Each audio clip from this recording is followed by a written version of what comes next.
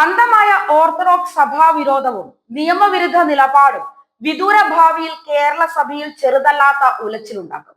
അതിന്റെ ലക്ഷണങ്ങൾ ഇപ്പോൾ കണ്ടു തുടങ്ങി. പുതിയ സാഹചര്യത്തിൽ ഒന്നിലധികം സഭാ തലവന്മാർ ഒരു സഭയ്ക്ക് മുകളിൽ ഉണ്ടാകുന്ന പഴയ ചരിത്രം ആവർത്തിക്കില്ല എന്ന് കരുതാൻ കഴിയില്ല. അലക്സാത്രിയൻ ദൈവശാസ്ത്രവും അന്ത്യോക്യൻ ആരാധനാ രീതിയും ഓർത്തഡോക്സ് സഭ തുച്ഛീകരിച്ച് കാണുന്നില്ല എന്ന് മാത്രമല്ല, നിയമാനുസൃതമായ അർഹിക്കുന്ന ബഹുമാനം നൽകുന്നതിൽ മടിക്കുന്നുമില്ല. എന്നാൽ മാർത്തോമാ ശ്ലീഹായുടെ പൈതൃകം അവകാശപ്പെടുകയും ഭാരത നിയമത്തെയും സഭാ ഭരണഘടനയെയും പരസ്യമായി ലംഘിക്കുകയും ഒരു വിദേശ സഭയ്ക്ക് ഭാരത സഭയുടെ മേൽ അധികാരമുണ്ട് എന്ന് വരുത്തി തീർക്കുവാൻ ബോധപൂർവം ശ്രമിക്കുകയും ചെയ്യുമ്പോൾ അത് സഭയിൽ ഉണ്ടാക്കുന്ന അരക്ഷിതാവസ്ഥ ചെറുതൊന്നുമല്ല. ഒരു സഭയും മറ്റൊരു സഭയുടെ കീഴിലോ മുകളിലോ അല്ല. അങ്ങനെ അതിശക്തം സ്ഥാപിച്ച് പിടിച്ചെടുക്കുവാൻ കഴിയില്ല എന്ന് സഭയുടെ മുൻകാല ചരിത്രങ്ങൾ പഠിപ്പിക്കുന്നു.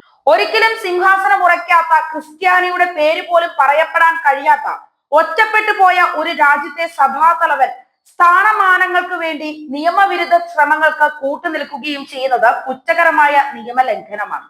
മലങ്കര സഭ അസോസിയേഷനോ സഭാ സമിതികളോ അറിയാതെ മേൽപ്പട്ടക്കാരെ വാഴിക്കുന്നതും ജനാധിപത്യ മര്യാദകൾ മറന്ന് മുൻഗാമി ഏകപക്ഷീയമായി പിൻഗാമിയെ പ്രഖ്യാപിക്കുന്നതും പൊതുസമ്മേളന വേദികളിൽ സഭയുടെ കീഴ്വഴക്കത്തിനും പാരമ്പര്യത്തിനും വിരുദ്ധമായി മലങ്കര മെത്രാപ്പോലിത്തയെ പ്രഖ്യാപിക്കുന്നതും പിൻവാതിലിലൂടെ മെത്രാൻ വേഷധാരികളായി വരുന്നവർ മലങ്കര സഭയുടെ പള്ളികളിൽ പ്രവേശിക്കുന്നതുമാണ് പ്രശ്നങ്ങൾ ഉണ്ടാകുവാനുള്ള മറ്റൊരു കാരണം.